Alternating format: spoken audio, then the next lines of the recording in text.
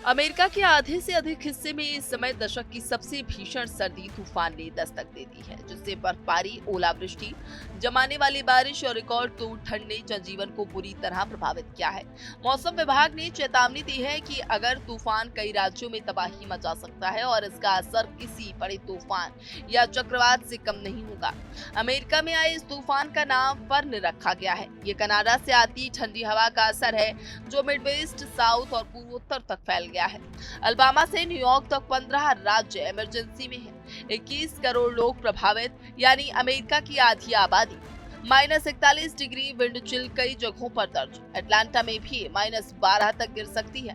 वहीं बर्फ 6 इंच से 1 फुट तक गिर रही है। जमती बारिश से पेड़ टूट रहे हैं, पावर लाइंस डाउन हो रही हैं, ट्रैवल पूरी तरह रुक गया है। स्कूल, यूनिवर्सिटी, ऑफिस बंद है, लोग घरों में कैद हैं।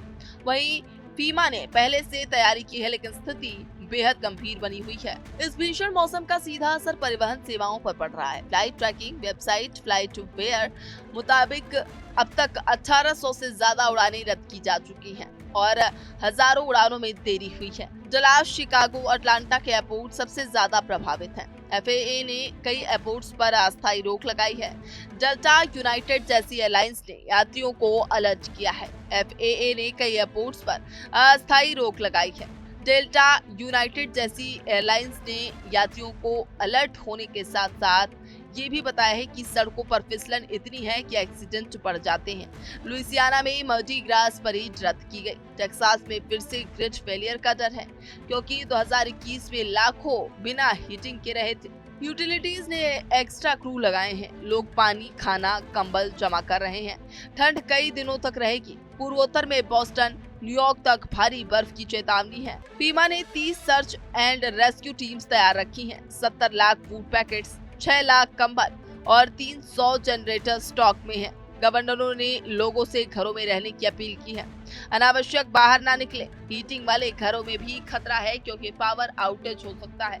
टेक्सास में 5 साल पहले लाखों बिना बिजली के रहे थे और अब फिर वही डर। पूर्वोत्तर में 1 फुट बर्फ गिरने की संभावना है। तूफान अब धीरे धीरे कमजोर होगा, लेकिन रिकवरी में हफ्ते लग सकते हैं। एक्सपर्ट्स इसे हाल के सबसे खतरनाक शीत तूफानों में गिन रहे हैं। अत्यधिक ठंड ने हालात और गंभीर बना दिए हैं। नॉर्थ डकोटा के बिस्मार्क में तापमान और हवा के असर से महसूस होने वाली ठंड -41 डिग्री सेल्सियस तक पहुंच गई है, जहां 10 मिनट में ही फ्रॉस्ट बाइट होने का खतरा बताया गया है।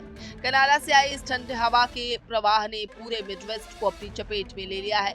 मिनेसोटा में कड़ाके की ठंड के बावजूद हजारों लोग एक विरोध प्रदर्शन में शामिल हुए, जबकि मिशिगन के डेट्रॉयट में बेघर लोगों के लिए अस्थायी शेल्टर खोले गए। तूफानों से बिजली आपूर्ति बाधित होने की आशंका को देखते हुए उपयोगिता कंपनियां हाई अलर्ट पर हैं। बर्फ की मोटी परत पेड़ों और बिजली लाइनों पर सैकड़ों पाउंड वजन डाल सकती है, जिससे वो टूट कर गिर सकती है।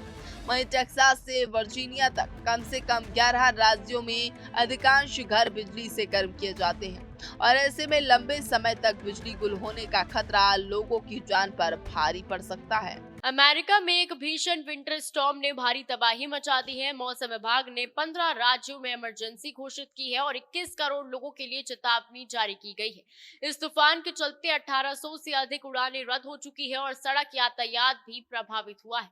बर्फ, ओले और जमने वाली बारिश से जनजीवन अस्त व्यस्त है और कई जगहों पर लोगों को अपनी जान और माल की सुरक्षा को लेकर सतर्क रहना पड़ रहा है। मौसम विशेषज्ञों का कहना है कि ये स्टॉर्म टेक्सास से लेकर बॉस्टन तक फैल सकता है और आने वाले दिनों में भारी बर्फबारी और ठंड का कहर जारी रहेगा।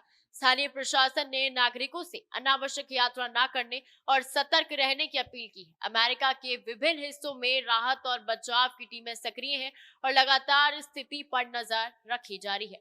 मैं मानसी कैमरामैन प्रेम के साथ टीवी 100 नोएडा।